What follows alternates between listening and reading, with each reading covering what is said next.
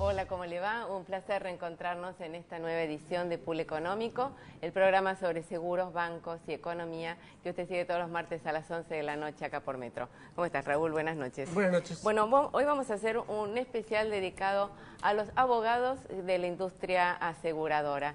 Hemos convocado a 3 estudios relevantes del sector con los que trabajan las compañías de seguros. A ver, los presento de acá para allá, a Martín Pirota del estudio jurídico Pirota y Asociados. El estudio brinda servicios en Chaco, Así es. en la ciudad de Buenos Aires, Corrientes, Formosa y Misiones. Correcto. Si hay alguna observación más, ¿en alguna provincia más? No, es correcto. Mencioné todas. Así es. Gracias, Martín, por estar acá. No, gracias a usted. Diego Grimbonomo, que ustedes lo conocen, ha estado en el programa, es titular de Grimbonomo y Asociados, y brinda servicios en el Gran Buenos Aires, fundamentalmente. Sí, básicamente sí. Y el señor Andrés Faragó, que es exfuncionario de la Superintendencia de Riesgos del Trabajo, que es socio de Faragó y Corrales Abogados, estudió con especialización exclusiva en riesgos del trabajo, brinda servicios en la Ciudad Autónoma de Buenos Aires, San Isidro, Zárate, Campana, Mercedes, Pilar y Lomas de Zamora. Exactamente. Bueno, hecho la presentación. Gracias, No, gracias. Andrés. Gracias a los 3. Bueno, vamos a empezar con el tema que, que ha sido transversal para todo el ámbito jurídico y lo seguirá siendo, creo que por los próximos, 20 años, decía un colega de ustedes. ¿Qué opinión tienen sobre el nuevo Código Civil y Comercial?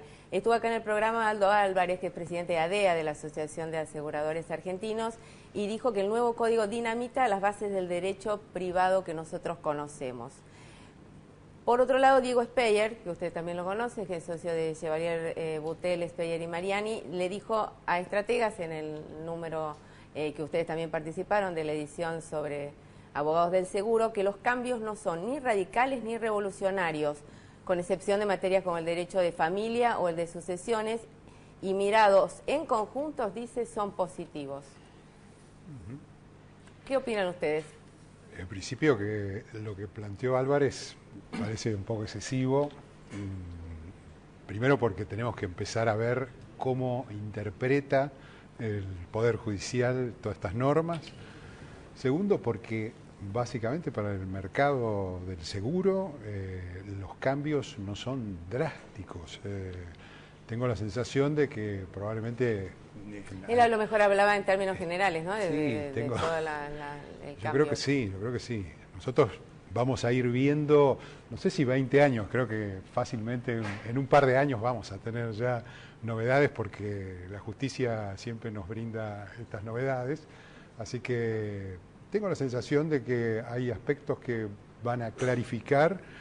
No vamos a volver sobre lo que ustedes ya han presentado con mucho detalle en la nota, pero claramente hay cuestiones que quedan definidas en el nuevo código y otras que están muy relacionadas con la visión que el juez tenga sobre el caso en particular. Que esto no es novedoso tampoco, porque los jueces ya hace tiempo que han ido tomando un papel relevante y yo les diría que nos sorprenden bastante a menudo con interpretaciones de la norma. Sí, Andrés, tenemos que volver con esa nota de estrategas, porque hay gente que no leyó esa nota y está viendo el programa. Ajá, tenemos que volver bien. a meternos en el tema de cuáles son los aspectos concretos que impactan el mercado de seguros y de qué manera impactan, los más importantes, ¿no? Sí, hay algunos cambios que ya se venían incorporando por la jurisprudencia, como por ejemplo la legitimación para el reclamo de daño moral en el caso de fallecimiento, no solamente, digamos, a los sucesores, a los derechohabientes, digamos, directos, sino a la concubina, por ejemplo, que ahora específicamente, digamos, se agrega. Otro cambio que impacta, sí, de lleno, sobre todo en el régimen de reservas, es la extensión, digamos, de 2 a 3 años del plazo de prescripción, con lo cual las compañías, sobre todo por lo que son las reservas de IBNR, van a tener que prever un año más, digamos, de posibilidad de de reclamo, pero bueno, ese tipo de cosas, como decíamos antes, para mí no son drásticas y son cuestiones, digamos, que la compañía, digamos, una vez que hace el ajuste que corresponda a nivel de reservas, tasas y demás, después, bueno, sigue, digamos, va a seguir la operatoria, pero bueno, yo coincido con Andrés que los cambios no, o sea, no creo que afecten, digamos, en gran medida lo que es hoy por hoy el mercado de seguros, y sobre todo porque ninguno de los cambios que se incorporaron son sorprendentes en el sentido que nadie se lo esperaba. Sí, yo coincido con Andrés porque, y con el anterior colega, me parece que los cambios no son drásticos. La doctrina y la jurisprudencia, de hecho, ya venía planteando desde hace un tiempo atrás cambios en materia contractual y en materia de responsabilidad civil, fundamentalmente, que tiene mucha relación con el derecho de seguros, y un poco con lo que decía Andrés, salvo algunos puntos donde el juez va a tener que interpretar. Por ejemplo, en el tema de la legitimación por el daño moral, que se amplía a los convivientes, que puede ser el compañero o la compañera, o también un hermano, hay un ámbito que no está legislado. Por ejemplo, el hermano que no vive en la misma casa, pero seguramente tendrá un daño moral para reclamar cuando fallece su hermano. Entonces eso va a ser una cuestión que los jueces van a tener que ayornar, van a tener que afinar la mirada en esas cuestiones. Por otra parte, el tema de la prescripción, si bien se unifica en 3 años, se amplía para la extracontractual en 1 año más, pero para los siniestros de cola larga, por ejemplo, la mala praxis médica que tenía una prescripción de 10 años, ahora va a tener 3. Claro. Razón por la cual ahí es un poco más beneficioso para la industria aseguradora, un poco para prever y para bajar el tema de reservas. Así que me parece que hay un balanceo, ¿no? Como me parece que tiene que haber en estas cuestiones de responsabilidad civil y de seguros. El tema es que la responsabilidad civil, y un poco lo habíamos charlado antes de entrar al estudio, la responsabilidad civil ha avanzado mucho, el derecho de daños ha avanzado y el derecho de seguros a veces no ha acompañado ese avance. Entonces por ahí se generan unos desacoples que el juez debe saber interpretar y armonizar para que no se genere ningún sobresalto, ningún riesgo mayúsculo para la industria aseguradora. Pero por lo menos hay plazos que están como claros ahora. No es ni 1 ni 3 la prescripción. Estamos hablando. A lo mejor tenemos que hacer la salvedad. No son ni 3 años ni 10 el tema de RC médica. Digamos, como que está más claro sobre cuál es el escenario, ¿no? Yo le decía que a lo mejor tenemos que hacer la salvedad que, visto desde alguien que está al frente de una aseguradora, probablemente la visión no sea exactamente igual que la de los abogados. No, pero ustedes entonces, acá están los abogados. Por eso, yo digo, la opinión de ustedes. Lo de Álvarez, tampoco podemos decir que está mal. Nosotros a lo mejor desde la visión jurídica no apreciamos esa situación tan drástica como se plantea. Bueno, bárbaro. Nos vamos ahora a un corte y seguimos conversando a la vuelta. No se vayan, ya volvemos. Continuamos en Pool Económico, estamos conversando con los abogados del seguro, estamos con los doctores Martín Pirota, Diego Brin Bonomo y Andrés Farago. Sí, Martín, mencionabas que había también otro tema. Sí, fundamentalmente hay una inclusión en el nuevo Código Civil y Comercial que incluye el dolo eventual, el llamado dolo eventual. El dolo eventual lo conocemos de la rama penal, ¿no? Es decir, el que actúa... el que le resulta indiferente las consecuencias y no obstante ello actúa, que es lo que se plantea mucho en los accidentes de tránsito, ¿no? Bueno, ahora el Código lo incluye, el Código Civil incluye la figura del dolo eventual y esto es muy importante para la industria aseguradora porque está relacionada con las exclusiones de cobertura causadas por el dolo o culpa grave del asegurado, sobre todo en cuestiones, por ejemplo, de accidentes viales, causados por alcoholemia o corriendo picadas o exceso de velocidad en el ámbito urbano. O sea que eso puede beneficiar a la industria aseguradora porque es una exclusión de la cobertura que va a estar incorporada. Queda al Código Civil. clarificada antes sea una zona medio gris, ¿no? Exactamente. ¿Cómo evalúan que será la transición de este cambio de legislación? A ver, Andrés, vos que sos el más experimentado de los abogados. El veterano del grupo. Francamente, yo creo que nos vamos a encontrar con un periodo que desde ya no lo imagino muy prolongado, pueden ser 2 o 3 años, donde van a surgir cuestiones algunas como las que mencionamos ahora en la mesa, estas vinculadas de pronto con un tema de determinación de cuál es la característica de un conviviente, es decir, esta persona cumple con esos requisitos, es decir, aspectos que no estamos hablando del derecho pretoriano, que era aquel en que el pretor resolvía los temas. Ahí que tendría que haber fallos jurisprudenciales, tendría que... Acá vamos a ir caminando sobre los casos, inevitablemente. Sí, no, pues en algunos aspectos, por ejemplo, el código con el tema de lo que hablaban antes de los convivientes, de acuerdo, si hay una unión convivencial, o sea, con hijos de por medio y demás, es fácil, pero a veces el código en algunos aspectos habla de la persona que recibe trato familiar ostensible. Aunque no viva.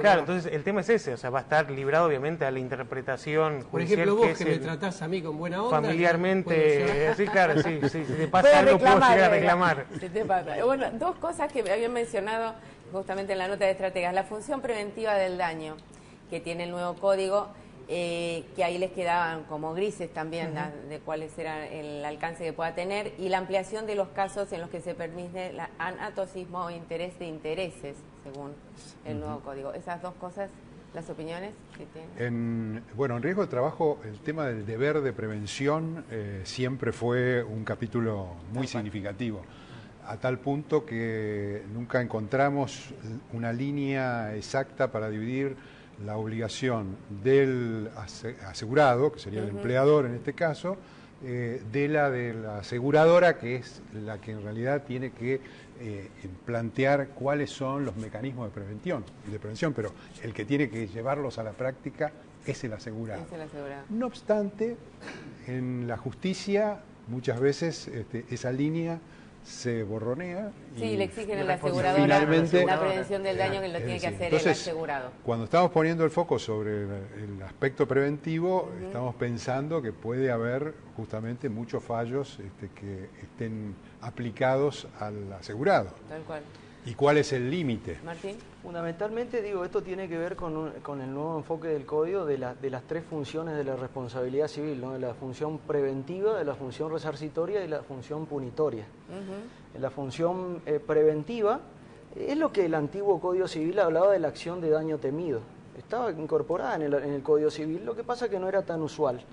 Hoy por hoy se incorpora como esta acción autónoma de prevención para tratar de evitar el daño, evitar sus consecuencias o evitar el agravamiento del daño. Toda persona que tenga un interés razonable en evitar el daño podrá interponer una acción autónoma preventiva del daño. O sea que es importante. Y un poco hoy hablábamos del tema de los jueces, de lo que van a tener que hacer los jueces. Van a tener un papel preponderante. Y si uno vino escuchando desde hace unos años ya el avance del derecho de daños, y lo vino escuchando hace unos años desde la doctrina autoral a Lorenzetti, miembro de la Corte, hace unos años que él viene repitiendo de que esta es la era de los jueces, no es la era del legislador. Antes era la era del legislador, ahora es la era de los jueces. Razón por la cual tiene que ver porque Lorenzetti es uno de los autores del proyecto y seguramente dejó su impronta en este nuevo código, donde toda la ampliación... Del otro lado dicen que la primera vez que una ley la hacen los jueces, que en realidad las leyes las hacen los legisladores. Bueno, sí, es todo un igual tema que la superintendencia, que bueno, después del nuevo código dictó dos resoluciones, una para automotores y otra para transporte público de pasajeros. Había varios pedidos de compañías de que expresamente se excluya, o sea, que digamos que la superintendencia dicte una exclusión respecto de que las pólizas o la cobertura no incluía la función preventiva, y la superintendencia ahí, una cosa híbrida, dijo que no era necesario, porque estaba sobreentendido que la cobertura era para mantener indemne al asegurado por cuanto deba un tercero, no para prevenir, lo cual, pero igual en los fundamentos de la resolución decía que no quitaba que con el andar, digamos, de diversos fallos y cómo vaya evolucionando la jurisprudencia, se pueda llegar a modificar y obligar a las compañías a brindar cobertura o asumir, digamos, porque en definitiva todo lo que se trata es quién se hace cargo de la prevención del daño o del costo de prevenir un daño. Si no parece algo vinculado al asegurador, ¿no? Tener que prevenir, exactamente. No parece eso. ¿Cuáles son, hablando de aseguradores, los principales conflictos jurídicos que enfrentan hoy las compañías? Por ejemplo, la inoponibilidad, la franquicia a terceros. ¿Cuáles son? No, yo creo que los principales conflictos... Nos fuimos del nuevo código, sí, pasamos a la realidad cotidiana. A la realidad. Lo que a las compañías por ahí no les gusta son los temas vinculados con defensa del consumidor, ¿no? Con los reclamos de usuarios y consumidores.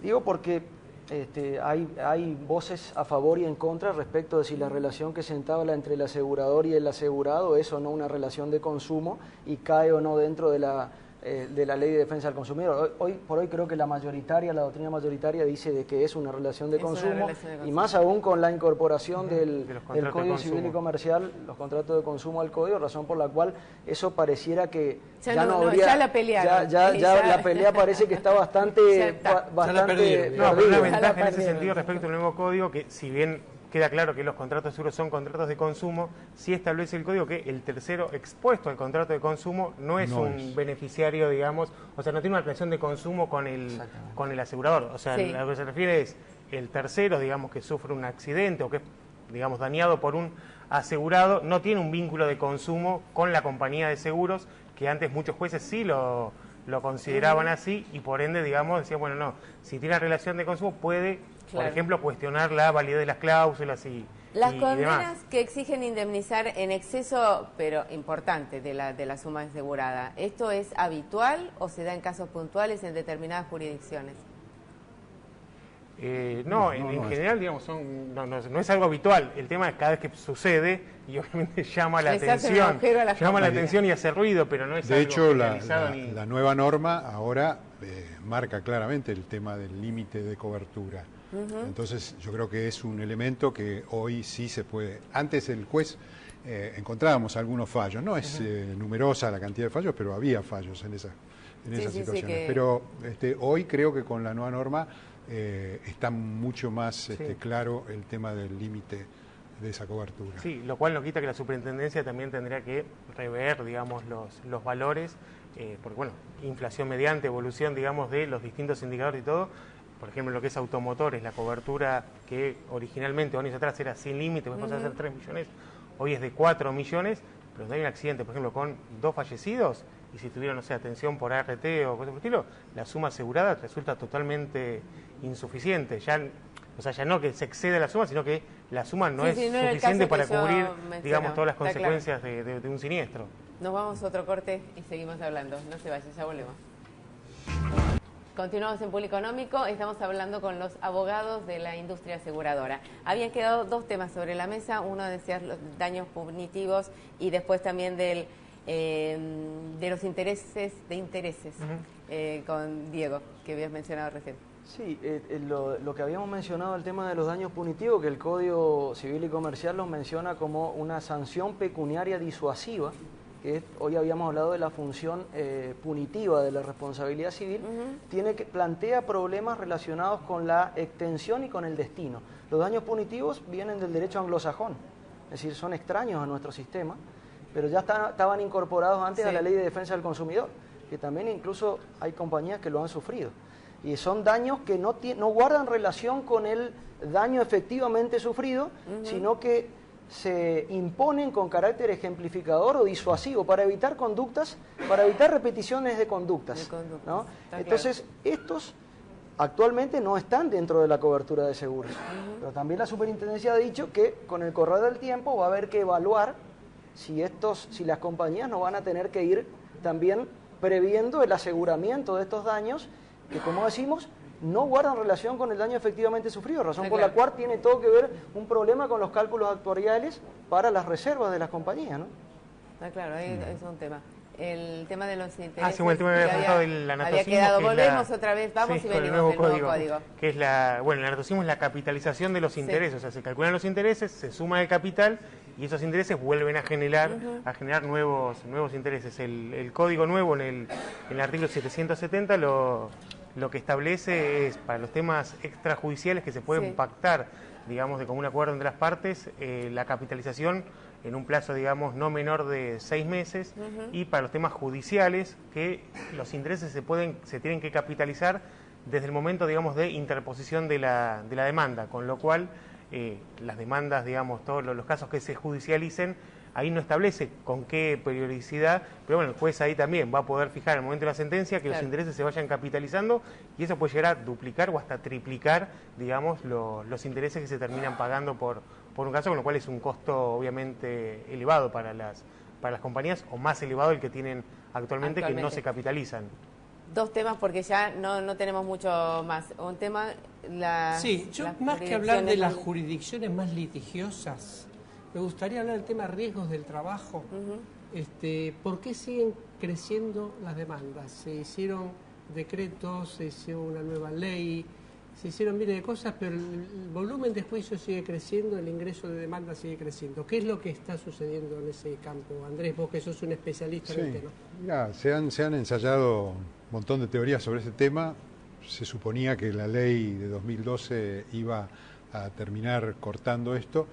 La realidad, dicho en dos palabras, en este escaso tiempo, es, por un lado, el trabajador tiene información muy detallada de sus posibilidades de reclamar un plus a partir de una pericia médica. ¿Cómo podemos evitarlo eso? Se ha intentado de distintas maneras. La Superintendencia de Riesgos habló de que sean los tribunales administrativos, comisiones médicas, las que lo dictaminen. Los jueces no han aceptado de ninguna manera eso, con lo cual nosotros que estamos viendo un área, por ejemplo, de conciliaciones de juicios que está trabada porque hoy los abogados saben que salen de esa conciliación sin arreglar, van a juicio y tienen la posibilidad de una superación de ese monto indemnizatorio con probable aplicación de RIPTE, más 20%. Actualmente no le vemos solución, y de hecho las compañías aseguradoras de este ramo están tremendamente preocupadas. Sí. Bueno, ha salido el aviso, ¿no? Sí. De la Huarcho. Sí, tal vez nosotros, o por lo menos lo voy a decir personalmente, no coincido con el estilo del aviso. No, me imagino. No coincido con el estilo. Decididamente no coincido con el estilo del aviso. Pero obviamente el fondo... Un tema que hace más, me parece, no sé si también a riesgo de trabajo o a más a seguros patrimoniales, es la disparidad y la falta de previsibilidad en lo que es la fijación de los porcentajes de incapacidad, que es algo con lo que ustedes están permanentemente en contacto. ¿Cómo se puede resolver este problema? Porque viene como reclamo de los abogados y de los aseguradores hace mucho. La problemática básica que afecta tanto a las compañías, digamos, a lo que es seguros generales como ART, tiene que ver con que una cuestión tan básica como que el perito médico no cobra un honorario fijo en proporción de su trabajo, sino en proporción del monto de sentencia, con lo cual, cuanto mayor es la incapacidad, mayor es la sentencia, mayor son los honorarios del perito médico. Con lo cual, una locura, ¿no? Todo se atiende a que, obviamente, dentro de las posibilidades que le permiten los distintos baremos y demás, cuanto más alto pueda llegar a fijar la incapacidad, más honorarios va a generar. Entonces, en la medida que no se modifique el sistema y de que el perito cobre por su trabajo, independientemente si ese trabajo le hizo fijar un 10% de incapacidad o un 50%, y lamentablemente siempre va a tender a fijar una incapacidad mucho más alta, y por eso se generan las disparidades con lo que son los médicos de compañía o las comisiones médicas en los casos de ART, como que todo conspira en contra de eso, o sea, de que la incapacidad se fije mucho más alta de la que corresponde. Martín, un último comentario, ¿querés agregar referido a lo que es la problemática diaria de los abogados por fuera del código? Nuevo código. Sí, en realidad comparto.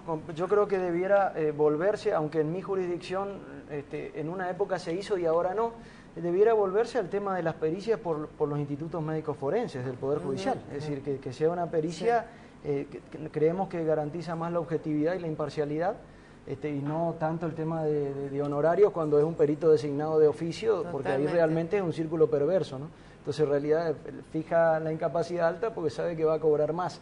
¿Y esto cómo se resuelve? Justamente, creo que los institutos médicos forenses debieran hacer las pericias. La pericia más técnica e independiente. Exactamente, entonces... ¿Pero quién lo decide? Eso lo deben decidir los jueces. Los jueces. Okay. Entonces, por supuesto con aval del Superior Tribunal de cada provincia, es decir, que avale de que los institutos médicos forenses estén involucrados directamente en esta cuestión y de esa forma evitamos quizá esta cuestión de elevados honorarios, ¿no? Bueno, la cantidad de temas, me acaban de decir que ya no hay más tiempo, pero la cantidad de temas podríamos hacer miles de programas con ustedes. Pero bueno, la verdad, ha sido un gusto. Andrés Faragó, Diego Gringonovo y Martín Pirota, que hayan estado acá en el programa. Gracias. Gracias a ustedes. Bueno, los volveremos a invitar y seguimos charlando. Nos vamos, Raúl, lo esperamos el próximo martes, como siempre, a las 11 de la noche, acá por Metro. Chau.